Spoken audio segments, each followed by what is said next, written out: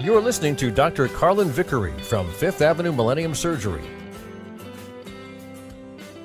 Welcome. We are speaking with Dr. Carlin Vickery from Fifth Avenue Millennium Aesthetic Surgery in New York and her patient, and we're going to talk a little bit about her surgical experience.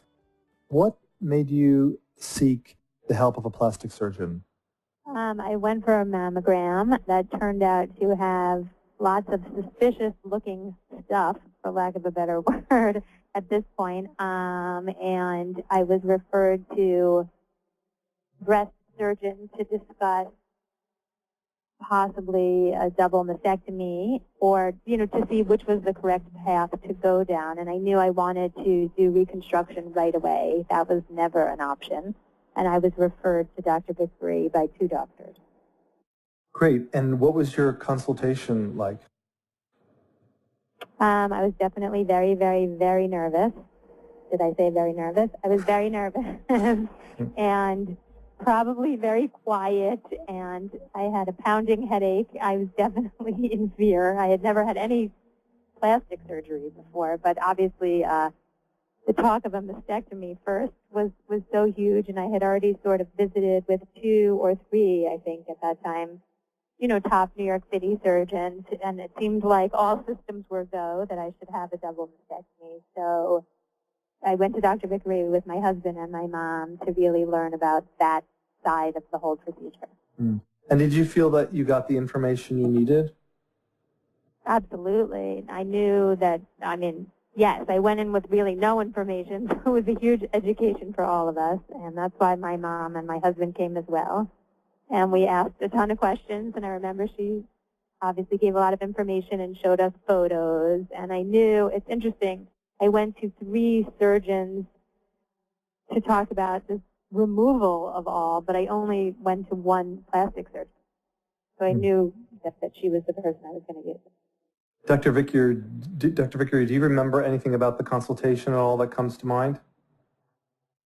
Like a lot of patients who come in, it's overwhelming. By the time they get to me, they're pretty exhausted. They've already been, as she mentioned, the general surgeons and discussed breast disease till their head hurts.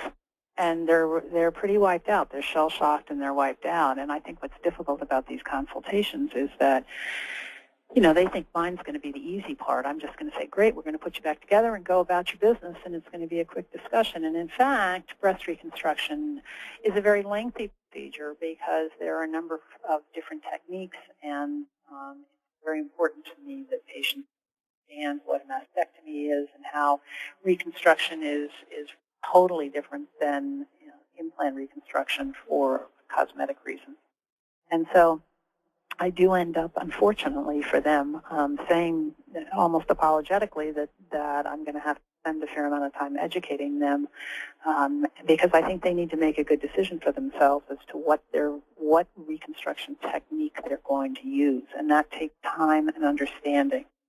She's, as you can tell, very receptive to information, and so it makes it easy to deliver that. And to work with me, I'm fond of saying that since the reconstructive process is a lengthy process frequently, and that we're going to be walking together along the road for a while, that it's important that we are a good match and that we really take the time to understand each other so that we can get along that path. But that breast cancer is just a chapter in somebody's life, and my sense of accomplishment really comes from getting the patient down that path and back to their life and feeling good about their body. But, the reality is that after the surgery is done, the relationship between the reconstructive surgeon and the patient is much more intense and frequent and lengthy than that with the person who performs the mastectomy. That's more of an upfront relationship. And Would you agree with that? Absolutely, definitely. I've spent, I think, months, hours, lots of time in your office, and that's definitely true. It's not to say you don't see the general surgeon again, but you kind of don't. And what right. would They've done their job. They've removed the breast, and right. It's the plastic surgeon's job to replace the breast, which is a process. Right. That's who you go to the follow-up for. That's, and there's months of that. I agree. What in particular made a good match? You were talking about the importance of being a good match if you're going to walk on this journey? You know, I do best with patients who want information and want to be a participant in their decision making, and are able to understand what the process is.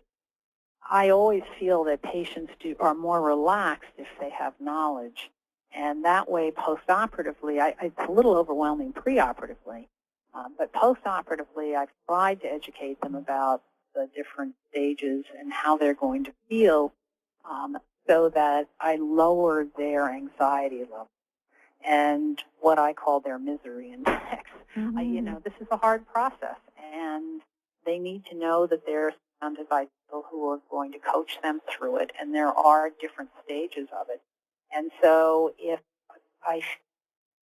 they listen carefully and I spend the time, then I find that goes very smoothly. And she went with me through that whole discussion at a time when she had a headache and she was tired, and she really probably didn't want to be doing that. Right.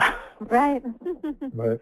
Well, what ultimately was the surgical course? What specifically did you wind up doing, Dr. Vickery?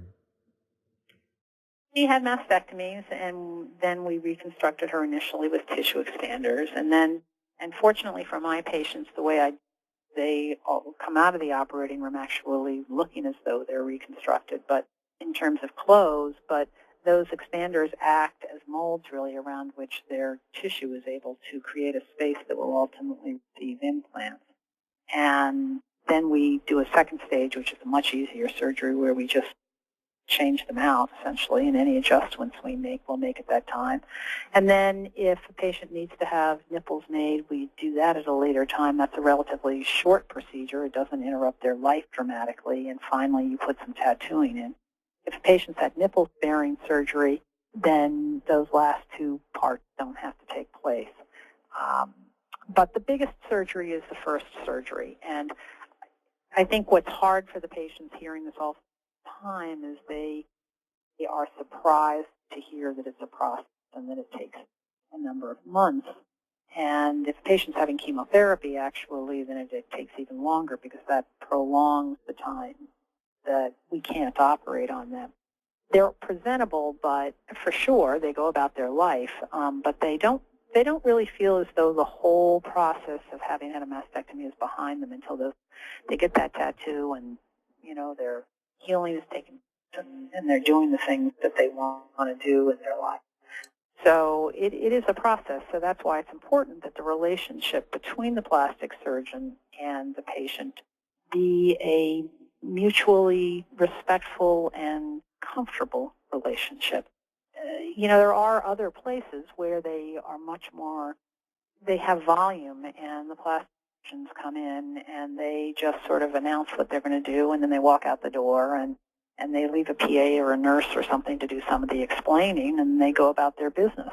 And, I guess there are patients who, that's okay by them. But the patients that find me are ones who do want to be more educated and coached through this process and have somewhat more of a hands-on by the physician as well as the staff involved in the process.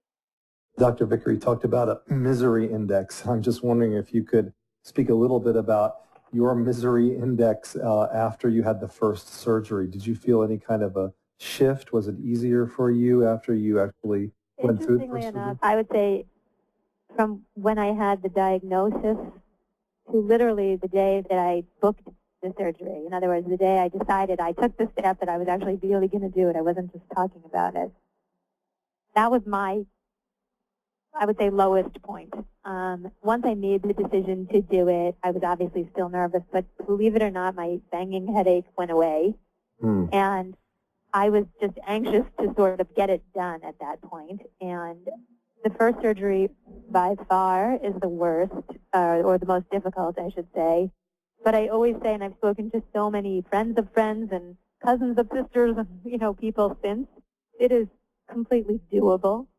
I'm a young, active, I always thought, I can't believe I'm in my low 40s and I'm being diagnosed, but I'm actually, if this sounds possible, I'm thrilled that I was in my low 40s when I was diagnosed. I'm active, I'm fit, I'm healthy. I had no other health issues. So it all is very doable to me. And once you get your mind around the fact that this is your situation and this is what you need to do, and you have the right doctors and you feel comfortable with them, then it's, like I said, it's difficult, but it is completely doable. And I would say that after the first surgery, every day, literally each day, I felt significantly better than the day before, which is super encouraging. And each day you can do a little more physically as well. Very quickly you see improvement, which is obviously works well with your mind, and moving forward. I definitely was tired for a long time, but I also have 3 little kids.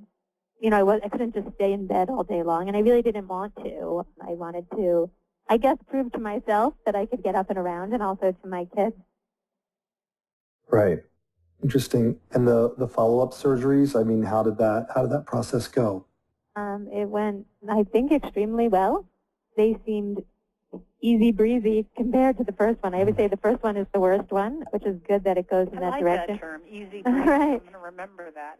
It only, it gets easier. So, I mean, it's a better trajectory than the other way. It's like, it's so hard, and then it's kind of not so hard. And I almost look forward to the next procedure, because it's like one step closer to the closing the door on the chapter, like Dr. Vickery said. So I think, after the first surgery also, I can remember now, someone came to my room. I don't know if it was a staff Mount Sinai psychologist or psychiatrist or something, and they said, "How are you feeling?" And the truth is, it's so profound. I felt like I saved my life. I didn't feel sad. I felt overly happy, if that makes sense. Even though I was on pain medicine and not comfortable, I really felt like I did the craziest thing for like, how many people can say that they've done that? Right, like you advocated for your own health. Yes, and I felt so much, luckily, so much love from family and friends and doctors and, really acquaintances, even like old friends that heard I had surgery called me or sent me something. I actually felt like, it sounds silly, but like, sort of like that I am woman, hear me roar. Like, a woman can do anything. I remember saying that to my mom in the room. I felt so good, even though obviously I was uncomfortable and in pain. So it sounds almost like having to draw from so much courage to advocate for yourself in this way, for your own health, empowered you. Completely, and still to this day does. It's like if I'm in a situation that's bothering me, I think, oh, I can handle this, or look what I already overcame. Mm-hmm. It puts things in perspective. On that note, it's the odd silver lining, and you wouldn't wish right. this I surgery agree. on anybody, but it's enormously empowering to patients. Right. They realize the strength of what they can do, and then other problems in life or other things which might be jostling them, they simply fade away. And right. I've seen that in my practice. I've seen that over 30 years, over and over and over again. It almost gave me a different confidence. Yes. Right. And I think you can test it.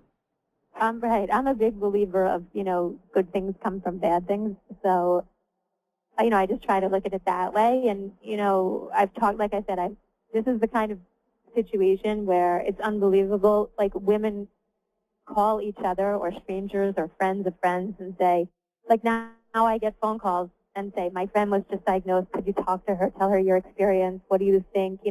So I think, wow, if I've helped one person today, then I think it was worth it. Right.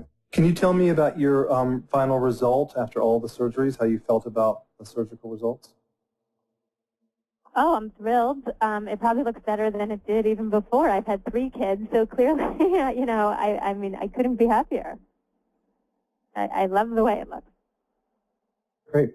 It is ironic that I can't say 100% of cases, but in many, many cases, particularly if women have had children, that they now have more youthful-looking breasts, assuming that there are not any complications. Radiation sometimes makes that more complicated. She had the ideal circumstance in that she hadn't had multiple surgeries beforehand. She hadn't had radiation, which can interfere with the blood supply. She's young. And so as a result, as a plastic surgeon, you are able, with the newer techniques that we have and utilizing both the new implants and also something called Alloderm, which is a skin matrix, that you are able to deliver much more consistent results. And I think that's one of the things which over the 30 years that I've been at this is infinitely more satisfying to patients, that if they're facing this, that I know that I can get them a much better result than I could 30 years ago. And that isn't to say they don't have to go through the journey. I'm not trying to suggest that one should go doing mastectomies willy-nilly on people, but and it's not perfect. Nothing we do is perfect, and I'm very aware of that every day. On the other hand, I think that she's able to feel, great, and her breast, she's not the first patient to say, "Gee, my friends are jealous. I had bilateral mastectomies," and they're looking at me and saying, "Golly, you look better than I do." Is that a fair comment? That's definitely fair. I have one friend who says it to me all the time. Yes, lots of compliments. Thank you so much for coming into this podcast, and thank you, Dr. Vickery, and here's to good health. Visit us on the web at fifthavesurgery.com.